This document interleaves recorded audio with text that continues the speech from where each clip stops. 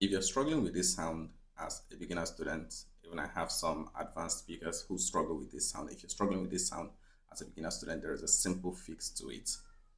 Watch this video to the end or save it for later. One, we're just simply going to skip it. You heard me. We're going to skip it. But there are no silent letters in Igbo. Yes, we don't have silent letters in Igbo, but we have this thing that happens when we speak fast. Some vowels drop and some consonants drop. Fortunately for us, this is one of those consonants that drop when we speak super fast. So, since you're having issues pronouncing this, if you dropped it intentionally, it would still sound correct. But here's how to drop it. I'll demonstrate. Instead of doing ingo is to drink, for example, I want to skip the ng part of it in the middle.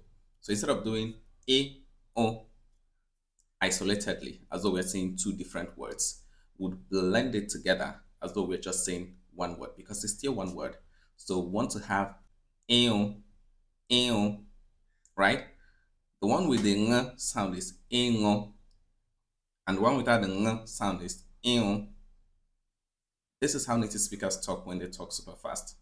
We just skip over the ng and go to the o, eo. What if the ng starts the word? For example, where we have ngo, ga, ngo, miri. What if we don't want to do the ng sound? You can simply say ga, ngo, miri, o, o, o, o, o, o, ga, o, miri. One thing you want to be careful of is never to pronounce that as an N. It's not an N. It doesn't make the N sound.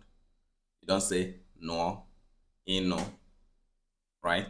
And secondly, you don't want to pronounce it as the ni sound, the sound you have in wani. No, it's not the ni sound. Because if you say nyo, you're saying excrete.